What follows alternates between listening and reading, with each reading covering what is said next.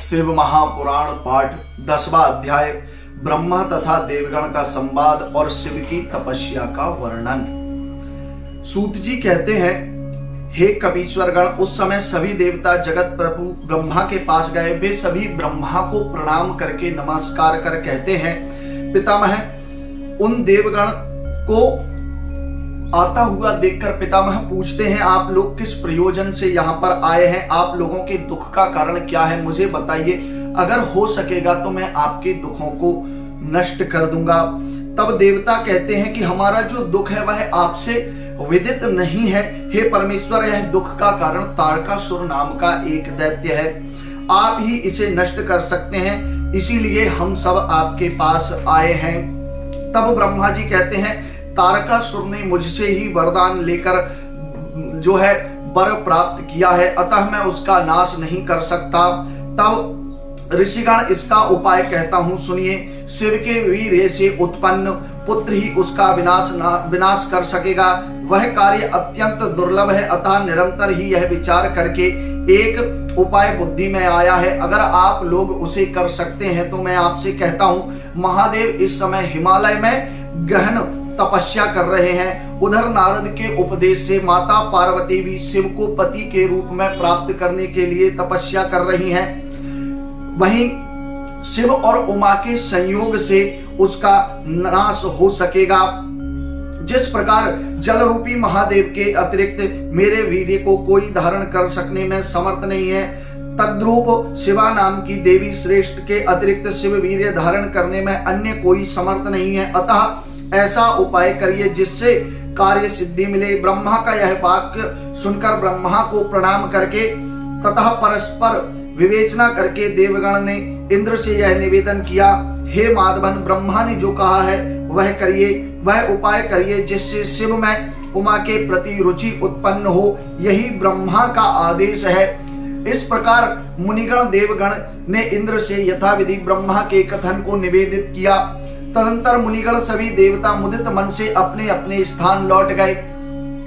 जब वे सभी चले गए तब इंद्र ने मकरध्वज कामदेव का स्मरण किया। स्मरण करते ही क्षण मात्र में स्वयं कामदेव रति के साथ वहां आ गए और उन्होंने इंद्र को प्रणाम किया तथा हाथ जोड़कर कहने लगे, किस कार्य के लिए आपने हमारा स्मरण किया है?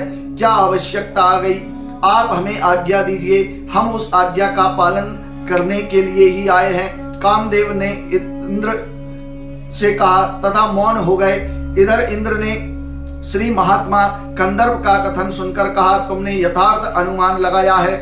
इंद्र कहते हैं, हे कामदेव, तुमने उत्तम विवेचना की है। तुम्हारे समक्ष चाहे जैसा कार्य आ जाए तुम उसको करने के लिए उद्यत रहते हो, तुम उसे करने के लिए तत्पर रहते हो। इसके लिए तुम्हारा धन्यवाद। हे निष्पाप, संप्रति तुम्हारे लिए जो कार्य है मैं उसे कहता हूँ, श्रवण करो। मेरा जो कार्य है वह भी तो तुम्हारा ही कार्य है। मेरे तो अनेक मित्र हैं, तथापि तुम्हारे समान अन्य कोई नहीं है। मेरे जयार्थ परमेश्वर ने पहले ही उत्तम वज्र निर्मित किया था। देवताओं ने और अन्य एक अस्त्र रूप तुम्हारा निर्माण के लिए किया है। तब वज्र जो हिंसात्मक है, लेकिन तुम तो अत्यंत सुखप्रद हो। हे सत्तम, दोनों में से सभी विषय में तुम ही श्रेष्ठ हो। वज्र तो यदा कदा निष्फल हो जाता है, तुम कदापि निष्फल नहीं होते। तुम तो मेरे प्रजा के लिए हित करने वाले हो, अतः तुम्हारी तुलना में और कौन प्रिय होगा? अतः आप तो मित्र प्रवर हो, तुम ही इस कार्य को संपन्न करने हेतु उपयुक्त हो। मुझे दीर्घ काल से एक असाध्य दुख व्यथित कर रहा है। तुम्हारे अतिरिक्त अन्य कोई भी इस दुख को दूर करने में समर्थ नहीं है। इस प्रकार दुर्भिक्ष काल में लोग दाता की परीक्षा करते हैं, युद्ध में वीर की परीक्षा, आपत्ति में मित्र की परीक्षा, आसक्ति होने पर स्त्रीगण की परीक्षा होती है। विपत्ति काल में उत्तम कुल की परीक्षा की जाती है। स्नेह की परीक्षा परोक्ष में होती है। सत्य की परीक्षा संकट ग्रस्त होने पर होती है। हे मित्र, उसी प्रकार आज तुम्हारी परीक्षा होगी। यह मेरे अकेले का कार्य नहीं है, यह सभी का शुभ कार्य है। मैं तो समस्त देवताओं हेतु याचना करता हूँ, इस कार्य को अवश्य करो। मकरध्वज ने इंद्र का कथन सुना तथा स्मित हास्यपूर्ण होकर गदगद स्वर में बोले। कामदेव कहते हैं, हे देव, आप किस लिए इतना अनुरोध कर रहे हैं? इस संसार में हम दोनों में कोई भेद नहीं है। इस लोक में यदि कोई उपकारार्थ कुछ वाक्य कहता है उसे कृत्रिम जाना जाता है। जो मुख से वाक्यों का आडंबर बोलता है वह कार्य कर पाएगा। तथापि हे महाराज, मुझे कुछ कहना है, कृपया श्रवण करिए। यदि आपका कोई शत्रु मुक्ति मार्ग पाने की इच्छा कर रहा है तब मैं उसे उस मार्ग से विचलित कर दूंगा। यदि कोई भी देव दानव ऋषि आपके इंद्र पद को पाना चाहता है तो इस हेतु दारुण तपस्चरण कर रहा है। मैं क्षण मात्र में उसे स्त्री के कटाक्ष द्वारा तप को नष्ट कर दूंगा। मनुष्य को पतित करने में हमें तनिक भी चिंता नहीं करनी चाहिए। आप अपना वज्र तथा अन्य अस्त्र दूर ही रखिए।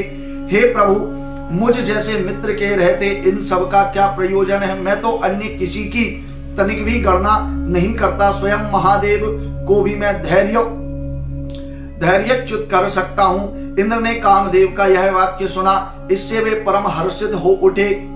तब वे स्त्रियों को सुख देने वाले काम के मधुर वाक्य में कहने लगे। इंद्र कहते हैं, मैं अपना मनोवांछित कार्य तुमसे कहता हूँ, ध्यान से सुनो।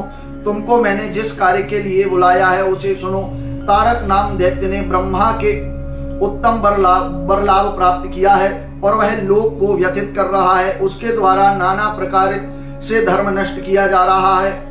समस्त देवता तथा निर्मल स्वभाव ऋषिगण उससे अतिशय दुख पा रहे हैं। उस पर देवताओं के सभी अस्त्र निष्प्रभावी हो रहे हैं। उसकी साधारण उपाय से कदापि मृत्यु नहीं हो सकती। महादेव के वीर्य से उत्पन्न पुत्र ही उसका मरण कर सकता है। यह देवताओं के लिए परम सुखकर कार्य है, तुम्हारे द्वारा ही किया जा सकेगा। यह संसार के लिए भी हितप्रद कार्य है, इसे तुम संपन्न करो। इस समय भगवान शंभु गिरिराज हिमालय पर तप कर रहे हैं। उनके पास पिता की आज्ञा लेकर अपनी सखियों सहित पार्वती भी स्थान पर तप कर रही। हे महाराज कंदर्प, मैंने यह संवाद सुना है, अतः हे काम, तुम ऐसा कार्य निश्चित रूप से करो कि परमात्मा महादेव में पार्वती के प्रति काम प्रवृत्ति उत्पन्न हो। यह कार्य संपन्न कर सकने पर तुम्हारा यश होगा तथा हमारा दुख दूर होगा। तुम्हारे संताप से लोगों का मन स्वस्थ होगा, इसमें कोई संदेह नहीं है। इंद्र का कथन सुनकर मदन का मुख कमल प्रफुल्ल हो गया। तब उसने प्रभु इंद्र के हितयुक्त वाक्य को कहा। उसने प्रेम पूर्वक देवेश से कोमल वाक्य में कहा, मैं यह कार्य अवश्य करूंगा, इसमें संशय नहीं है। इस प्रकार इंद्र से तथास्तु होकर आशीर्वाद प्राप्त कर इंद्र का वचन सिरोधार्य करके अपनी पत्नी तथा वसंत के साथ वहां गया जहां स्वयं परम तपस्चरण भगवान सिंह तपस्या कर रहे थे। वहां वसंत ने सर्वप्रथम अपना धर्म प्रकाशित किया, अर्थात वह वसंत के प्रभाव से वन प्रफुल्ल हो गए। उस वन में पलाश के फूल खिल उठे। वह सहकार अशोक वकुल वृक्षों में पुष्पों का उद्गम हो गया तथा उस पर भ्रमर अपना गुंजन झंकार करने लगे। वहां वन में तिल फूल भी खिल गए। किसी किसी वृक्ष पर कोकिला की कुहू कुहू की आवाज गूंजने लगी। कतिपय वृक्षों पर भ्रमण गण अनेक प्रकार के शब्द करने लगे। उस समय वहां चंद्र किरणें अतिशय निर्मल रूप से मानो दूती की तरह मानी लोगों को कामदेव की आज्ञा के अधीन होने का संवाद दे रही थी। वहां विरही लोगों के लिए सुख पूर्वक सेवन करने योग्य मंद मंद वायु बह रही थी, लेकिन वह वहां के वनवासी मुनिगण के लिए अतिशय दुखप्रद हो रही थी। किंबहुना उस समय वहां के अचेतन एवं सचेतन सभी में काम प्रवृत्ति उदीप्त हो उठी। उन देव प्रवर दुखहारी महादेव ने यह अकाल में वसंत के लक्षण देखा, जिससे उनको परम विस्मय हो गया। तथापि वे दृढ़ता के साथ उस परम दुष्कर तप का अनुष्ठान करने लगे। जब वसंत ने इस प्रकार वन पर अपना प्रभाव फैलाकर अधिकार कर लिया, तब कामदेव रति के साथ अपना बाण धनुष पर चढ़ाकर देव शंभु के वाम पार्श्व में खड़े हो गए। इस संसार में कौन प्राणी है जो रति तथा कामदेव को देखकर काम मोहित ना हो। तभी वहां देवी पार्वती पुष्पाभरण भूषिता होकर अपनी दोनों सखियों सहित नाना प्रकार के पुष्प लेकर शिव पूजन के लिए आ गईं, जहां स्वयं परमेश्वर महेश्वर विराजमान थे। पृथ्वी पर जितना सौंदर्य है वह सब मिलकर निश्चित रूप से पार्वती में ही है। इस सौंदर्य के ऊपर ऋतुकालीन पुष्प से विभूषित होने के कारण पार्वती जी के सौंदर्य में वृद्धि हो गई।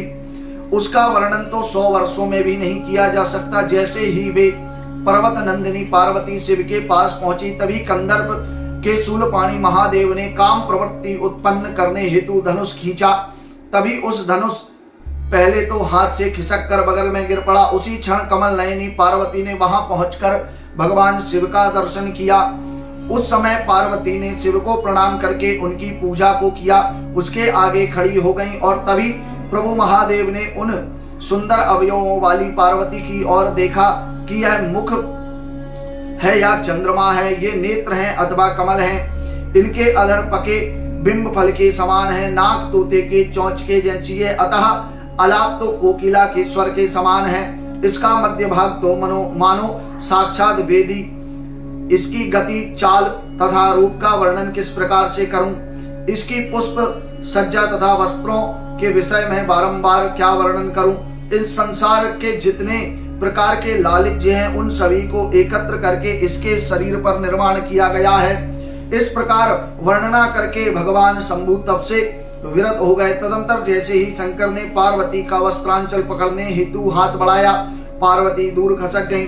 वे सुंदरी उस समय स्त्री स्वभाव के कारण लज्जा हो गई और अपने अंग आंचल के हाव भाव प्रकट करते पुनः पुनः शंभु को देखने लगी।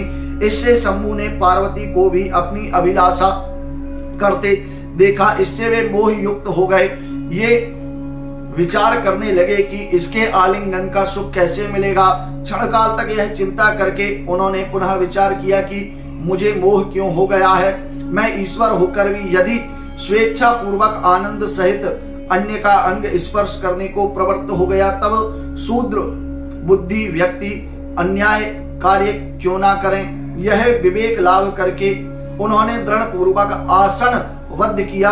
क्या संसार में ईश्वर का पतन संभव है? श्री शिव महापुराण 10वां अध्याय संपूर्ण। ऐसे ही प्रतिदिन शिव महापुराण को सुनने के लिए अभी चैनल को सब्सक्राइब करें, बेल आइकन प्रेस करें, जिससे आपको प्रतिदिन शिव महापुराण सुनने का अवसर प्राप्त होगा। जय श्री महाकाल, हर हर महादेव।